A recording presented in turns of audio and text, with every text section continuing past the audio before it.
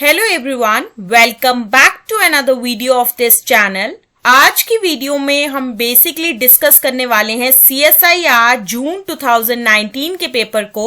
और आज की जो हमारी सेक्शन होने वाली है वो है ऑर्डिनरी डिफरेंशियल इक्वेशंस। तो चलिए स्टार्ट करते हैं आज की वीडियो को। आज का जो हमारा क्वेश्चन है वो बेसिकली कुछ इस तरीके का है। इसमें जो है हमें एक ऑर्डिनरी डिफरेंशियल इक्वेशन दी गई है जो कि कुछ इस तरीके की है, x square into y double dash of x minus 2 into y of x is equal to 0। इसी के साथ ही जो है हमें दो इनिशियल कंडीशंस दी गई हैं जो कि कुछ इस तरीके की हैं। सबसे पहली कंडीशन ये है कि y of 1 जो है वो 1 के बराबर है। दूसरी कंडीशन ये है कि y of 2 जो है वो 1 के बराबर है। और साथ ही साथ हमें ये भी चीज दी गई है कि y of x जो है वो सोल्यूशन है इस डिफरेंशियल इक्वेशन का, जो कि सेटिस्फाई कर रहा है इन दो इनिशियल कंडीशंस को भी। अब इस क्वेश्चन में हमें क्या पूछा गया है कि हमें निकालनी है वैल्यू y of 3 की। और जो ऑप्शंस हमें दिए गए हैं इस क्वेश्चन में वो कुछ इस तरीके के हैं। अगर मैं बात करूं ऑप्शन ए की, तो ऑप्शन ए है 11 डिवाइडेड बाय 21, ऑप्शन बी है 1, ऑप्शन सी है 17 divided by 21 and option D है 11 डिवाइडेड बाय 7। तो बेसिकली इस क्वेश्चन में क्या है कि हमें चार ऑप्शंस दिए गए हैं और हमें बताना है कि इन चारों में से करेक्ट आंसर क्या है। जो भी करेक्ट आंसर होगा वो होगी वैल्यू y of 3 की। तो चलिए डिस्कस करते हैं इस क्वेश्चन के सोल्यूशन को। जैसा कि इस क्वेश्चन में हमें क्या दिया गया है, एक डिफरेंशियल इक्वेशन दी गई है जो कि कुछ इस तरीके की है, x square into y double dash of x minus 2 into y of x is equal to 0। इसी डिफरेंशियल इक्वेशन को जो है हम ऐसे भी लिख सकते हैं, x square into y double dash minus 2y is equal to 0, which further implies that x square into d2y divided by dx square minus 2y is equal to 0। और हम मान के चलेंगे कि ये जो इक्वेशन नंबर 1 है, इसमें हम ये चीज करने वाले हैं कि हम मान के चलेंगे कि x जो है वो बराबर है e की पावर z के। इसका मतलब बेसिकली क्या है कि z जो है वो बराबर होगा log of x के। अगर हम z equal to log of x को जो है डिफरेंशिएट करें विद रिस्पेक्ट टू x, तो उससे हमें ये चीज पता चलेगी कि dz बाय dx जो है वो बराबर होगा 1 डिवाइडेड बाय x के। अब हम कंसिडर करने वाले हैं dy बाय dx, जो कि किसके बराबर होगा, dy by dz into dz by dx के। ये चीज इसीलिए पॉसिबल है क्योंकि अगर हम इसमें देखेंगे तो dz जो है न्यूमिनेटर का वो कैंसिल आउट होके डिनोमिनेटर के dz से, तो बेसिकली हमें क्या मिलने वाला है, dy बाय dx मिलेगा। तो इसी वजह से जो है dy बाय dx को जो है हमने इस तरीके से लिखा है। जैसा कि हम जानते हैं कि dz बाय dx जो है वो बराबर है 1 डिवाइडेड बाय x के, तो उसके बाद ये चीज जो है वो कुछ इस तरीके की होगी, 1 divided by x into dy by dz के। इसी चीज को जो है हम ऐसे भी लिख सकते हैं, x into dy by dx is equal to dy by dz। जैसा कि अभी हमने कैलकुलेट किया कि dy बाय dx जो है वो बराबर है 1 divided by x into dy by dz के। अब हमारा नेक्स्ट स्टेप ये होने वाला है कि हम इस चीज को जो है वो डिफरेंशिएट करेंगे विद रिस्पेक्ट टू x। तो वहां से हमें ये चीज मिलेगी कि d2y बाय dx स्क्वायर जो है वो बराबर होगा d by dx of dy by dx। इस केस में हम dy बाय dx की वैल्यू को जब हम पुट करेंगे तो उसके बाद ये चीज जो है वो कुछ इस तरीके की होगी, d by dx of 1 divided by x into dy by dz। अगर हमें इस चीज को जो है वो कैलकुलेट करना है तो उसके लिए हम एक रूल का यूज करेंगे जो कि कुछ इस तरीके का है, d by dx of u into v, जो कि किसके बराबर होगा, u into dv by dx plus v into du by dx के। और इस केस में क्या है कि u जो है वो बराबर है 1 बाय x के और साथ ही साथ v जो है वो बराबर है dy बाय dz के। तो जब हमने ये रूल यूज किया तो उसके बाद ये चीज जो है वो कुछ इस तरीके की होगी, -1 divided by x square into dy by dz plus 1 divided by x into d by dx of dy by dz, जो कि फर्दर बराबर होगा -1 divided by x square into dy by dz plus 1 by x into d by dz of dy by dz into dz by dx।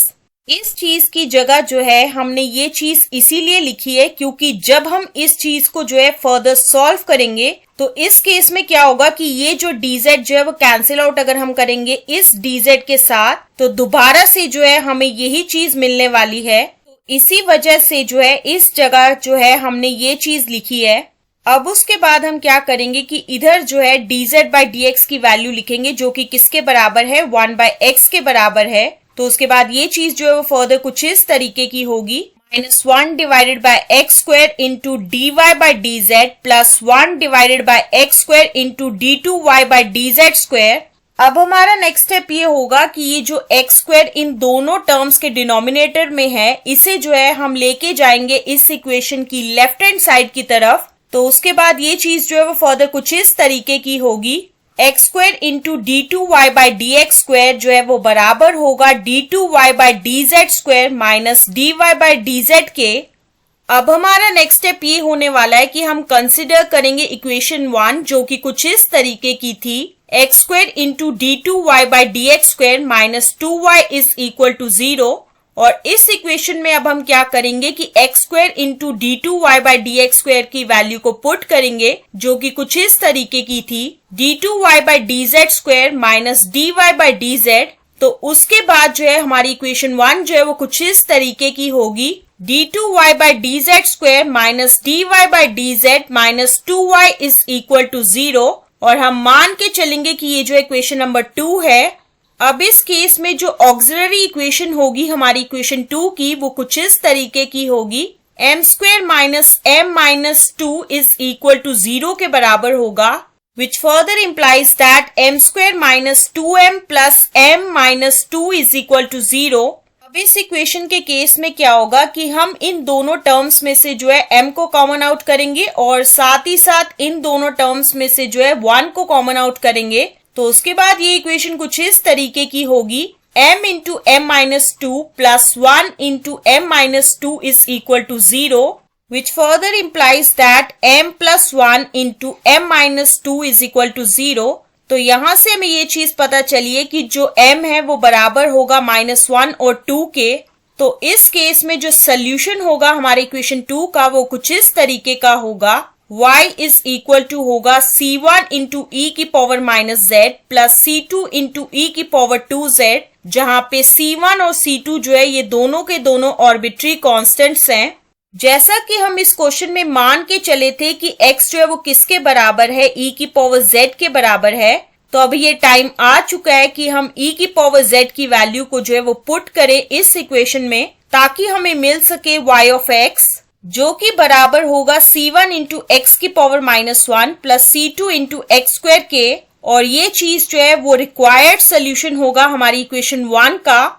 जैसा कि अभी हम discuss करके आए हैं कि y ऑफ x जो है वो बराबर है c1 divided by x plus c2 into x square के, जो कि रिक्वायर्ड सोल्यूशन है हमारी इक्वेशन 1 का। और साथ ही साथ हमें ये चीज गिवन है कि y ऑफ x जो है वो सेटिस्फाई करेगा दो इनिशियल कंडीशंस को, जो कि कुछ इस तरीके की है, y ऑफ 1 जो है वो 1 के बराबर है और साथ ही साथ y ऑफ 2 जो है वो 1 के बराबर है। सबसे पहली जो इनिशियल कंडीशन हम कंसिडर करेंगे वो है y ऑफ 1 इक्वल टू 1। और इस इनिशियल कंडीशन के मुताबिक क्या है कि हम लेंगे x इक्वल टू 1 और साथ ही साथ y इक्वल टू 1 लेंगे इक्वेशन 3 के अंदर। तो उसके बाद हमारी इक्वेशन 3 जो है वो कुछ इस तरीके की होगी, 1 इक्वल टू होगा c1 प्लस c2 के, जो कि फर्दर चीज ये इंप्लाई करेगी कि c1 जो है वो बराबर होगा 1 माइनस c2 के। अब हम कंसीडर करेंगे दूसरी इनिशियल कंडीशन, जो कि कुछ इस तरीके की है, y ऑफ 2 जो है वो 1 के बराबर है। तो इस कंडीशन के मुताबिक क्या है कि हमें लेना है x इक्वल टू 2 और साथ ही साथ y इक्वल टू 1 इक्वेशन 3 के अंदर। तो उसके बाद हमारी इक्वेशन 3 जो है वो कुछ इस तरीके की होगी, 1 जो है वो बराबर होगा c1 divided by 2 plus c2 into 2 का होल स्क्वायर, जो कि फर्दर किसको इम्प्लाई करेगा कि 2 जो है वो बराबर होगा c1 प्लस 8 इंटू c2 के। अब इस इक्वेशन के केस में हम क्या करेंगे कि c1 की वैल्यू को पुट करेंगे। तो उसके बाद ये इक्वेशन कुछ इस तरीके की होगी, 2 इक्वल टू होगा 1 minus c2 plus 8 into c2 के, जो कि फर्दर इस चीज को इम्प्लाई करेगा कि 1 जो है वो बराबर होगा 7 इंटू c2 के, which further implies that c2 जो है वो बराबर होगा 1 डिवाइडेड बाय 7 के। जैसा कि अभी हम डिस्कस करके आए कि c1 जो है वो बराबर है 1 माइनस c2 के और इस इक्वेशन में अब हम C2 की वैल्यू पुट करेंगे जो कि बराबर है 1/7 के। तो उसके बाद ये इक्वेशन कुछ इस तरीके की होगी, C1 जो है वो बराबर होगा 1 - 1 डिवाइडेड बाय 7 के, जो कि फर्दर बराबर होगा 6 डिवाइडेड बाय 7 के। तो यहाँ से हमें ये चीज पता चल रही है कि C1 की वैल्यू जो है वो है 6 डिवाइडेड बाय 7 के, और साथ ही साथ C2 की वैल्यू जो है वो बराबर है 1 डिवाइडेड बाय 7 के। अब हम कंसिडर करेंगे y ऑफ x जो कि बराबर है C1 divided by x plus C2 into x square के, और इस केस में हम C1 और C2 की वैल्यू को जब हम पुट करेंगे तो उसके बाद y ऑफ x जो है वो कुछ इस तरीके का होगा 6 divided by 7x plus x square divided by 7 के। लेकिन इस क्वेश्चन में जो है हमें निकालनी है y ऑफ 3 की वैल्यू, तो उसके लिए अब हम क्या करेंगे कि x की जगह जो है 3 लेंगे y ऑफ x के अंदर, ताकि हमें मिल सके y ऑफ 3 की वैल्यू जो कि किसके बराबर होगी 6 डिवाइडेड बाय 7 इंटू 3 प्लस 3 का होल स्क्वायर डिवाइडेड बाय 7। और इस केस में ये जो 3 है वो कैंसिल आउट करके इस डिनोमिनेटर के 6 को जो है वो बना देगा 2। तो उसके बाद ये चीज जो वो कुछ इस तरीके की होने वाली है 2 divided by 7 plus 9 divided by 7, जो कि फर्दर बराबर होगा 11 डिवाइडेड बाय 7 के। तो इस पूरी डिस्कशन से हमें ये चीज पता चल रही है कि y ऑफ 3 जो है वो बराबर है 11 डिवाइडेड बाय 7 के, और ये चीज जो है वो मैच कर रही है हमारे ऑप्शन डी से। तो इसी वजह से जो है ऑप्शन डी जो है वो बिल्कुल सही है और बाकी के सभी ऑप्शंस जो है वो गलत है। So that's why option D will be the answer of this particular question. So this is the explanation to this particular question, and with the explanation of this question, this is the end of this video. तो मिलते हैं next video में नए question के साथ. So stay tuned for the next video.